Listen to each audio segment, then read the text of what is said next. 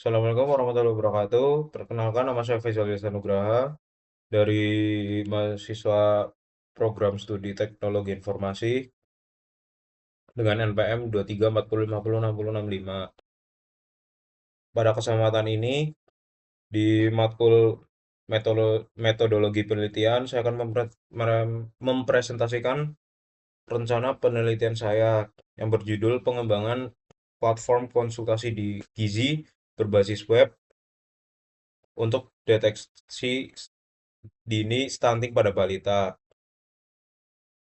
Penelitian ini dilatar belakangi oleh urgensi masalah kesehatan balita nasional yang membutuhkan kontribusi nyata dari sisi inovasi.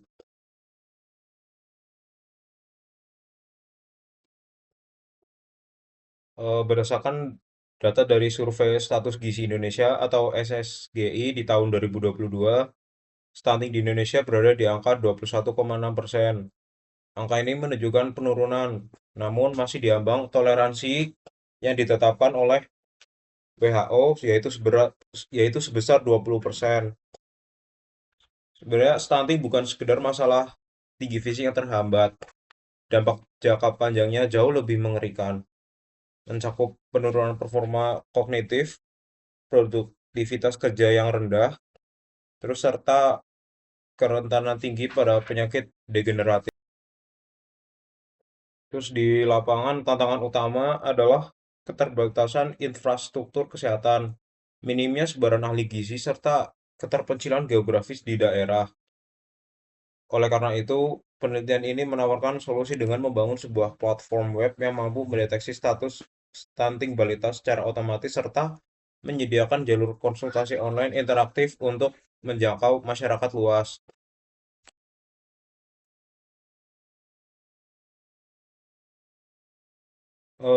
Kemudian untuk menjamin keaslian penelitian ini, saya melakukan mm, analisis pustaka terhadap 6 studi terdahulu. Dari analisis ini ditemukan sebuah di- ini ditemukan sebuah riset jikap yang nyata. Sebagian besar penelitian memiliki keterbatasan, beberapa hanya di aplikasi mobile, tidak terintegrasi dengan deteksi otomatis, atau tidak menyediakan fitur konsultasi secara real time. Nah, di sini letak kebaruan penelitian saya. Platform yang saya rancang ini mengintegrasikan tiga pilar utama secara bersamaan, yaitu aksesibilitas berbasis web yang lintas perangkat, terus kalkulasi status gizi otomatis berdasarkan formula standar Z-score WHO di tahun 2006, dan konsultasi interaktif gizi secara langsung dalam satu ekosistem informasi terpadu.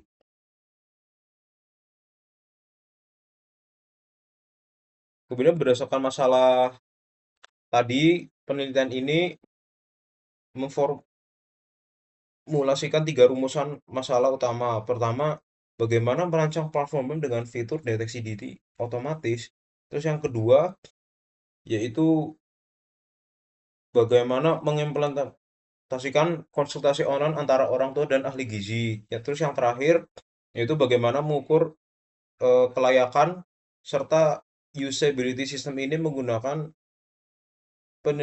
pengujian black box dan sistem usability scale atau SUS. Terus agar penelitian ini terfokus, saya menetapkan beberapa batasan masalah penting. Di antaranya fokus pada balita usia 0 sampai 59 bulan. Terus penginputan parameter berupa panjang badan dan atau tinggi badan, usia, jenis kelamin, serta eh, konsultasi yang berbasis obrolan teks. Terus tujuan akhir dari penelitian ini adalah yaitu untuk merancang, membangun, dan mengevaluasi kelayakan platform web pendeteksi stunting ini agar benar-benar siap untuk digunakan. Secara teoritis, penelitian ini diharapkan mampu menyumbang wacana menyumbang keilmuan teknologi informasi, khususnya untuk sistem informasi kesehatan yang berbasis web, itu serta menjadi acuan ilmiah bagi riset rujukan kesehatan jarak jauh selanjutnya. Terus bagi masyarakat, khususnya untuk orang tua dan kader posyandu, platform ini menyederhanakan proses screening kesehatan anak bagi kemudian untuk bagi tenaga medis, ini memperluas jangkauan layanan gizi melampaui batas geografis, serta bagi pemerintah, data kumulatif dari sistem ini dapat memberikan laporan tren stunting secara real time demi pengambilan keputusan berbasis data.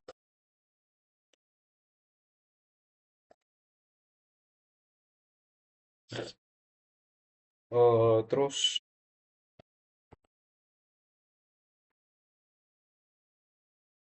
sebagai landasan ilmiah, stunting diukur dengan parameter antropologi eh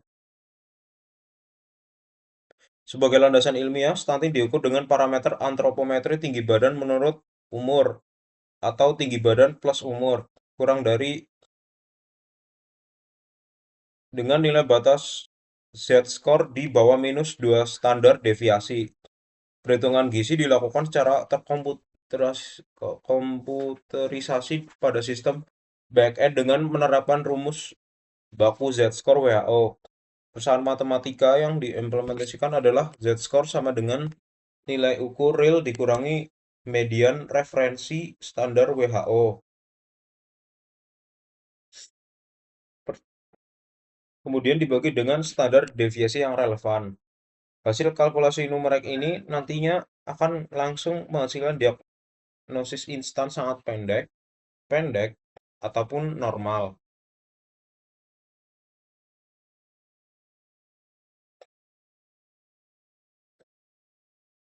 Terus rancangan metode yang saya pilih untuk pengembangan platform ini adalah metode RAD atau Rapid Application Development.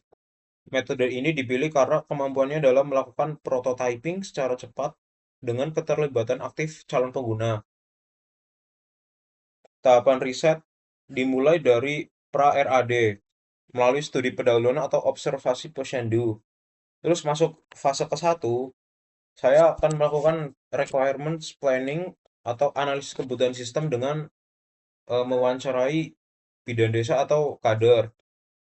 Kemudian untuk fase kedua adalah user design, yaitu merancang prototipe antarmuka sistem secara iteratif. Kemudian yang terakhir, fase ketiga atau keempat, yaitu construction atau cutover yang berfokus pada penelitian kode program utuh, yaitu kemudian pengujian fungsional, kemudian lalu evaluasi kepuasan, yang terakhir hingga penyebaran aplikasi ke publik.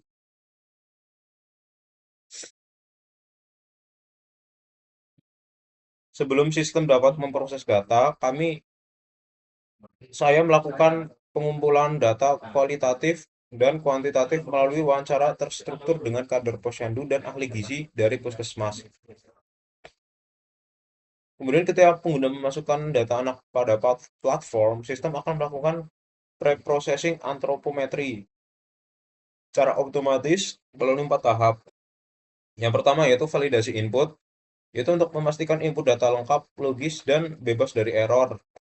Kemudian yang kedua yaitu konversi usia, menghitung usia akurat balita dalam satuan bulan secara harian. Kemudian yang ketiga yaitu membaca data metode yang kemudian yang ketiga metode ukur, membaca data, panjang data terlentang jika balita berumur di bawah 24 bulan atau tinggi berdiri jika di atas 24 bulan, termasuk memberikan koreksi matematis 0,7 cm bila terdapat inkonsistensi pengukuran di lapangan. Kemudian yang terakhir yaitu komputasi Z-score, yaitu menghitung Z-score secara otomatis dengan membaca referensi tabel dari WHO.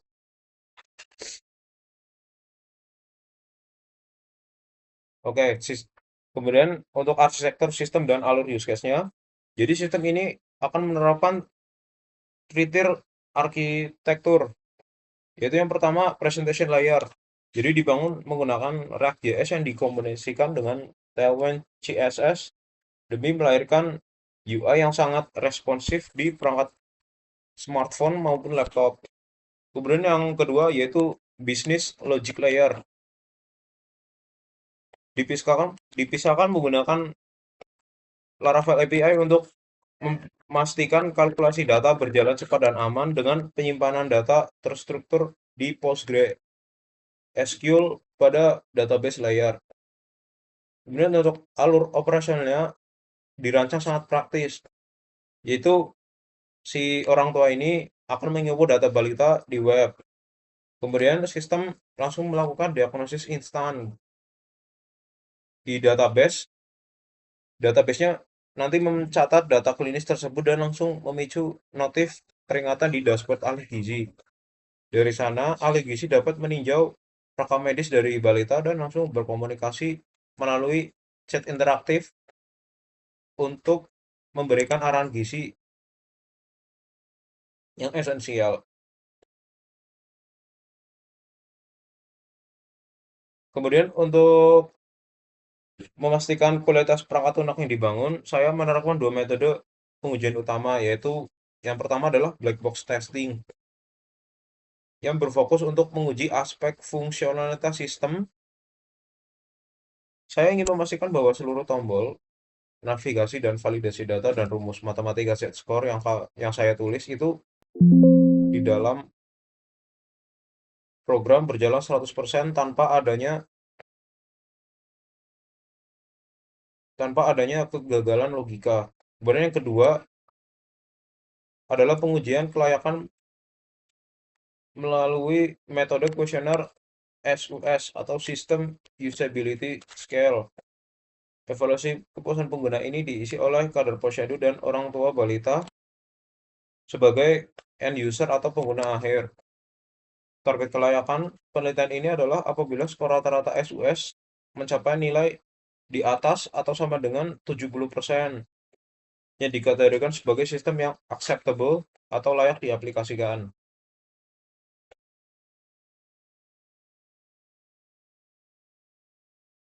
Pada slide ini, kita dapat melihat rancangan tabel skenario pengujian sistem yang akan dieksekusi. Terdapat beberapa skenario yang diuji secara detail, diantaranya yaitu penginputan data antropometri bernilai valid, di mana sistem harus mampu mengolah data dan mengeluarkan klasifikasi status gizi yang akurat. Kemudian yang skenario kedua dan ketiga menguji aspek pertahanan sistem terhadap kesalahan manusia, seperti mendeteksi input kosong atau input dengan nilai ekstrim yang tidak masuk akal. Kemudian yang keempat itu memastikan modul pengiriman pesan berjalan real time tanpa delay tinggi. Kemudian yang skenario kelima menguji keamanan dasar. Terima kasih atas waktunya. Wassalamualaikum warahmatullahi wabarakatuh.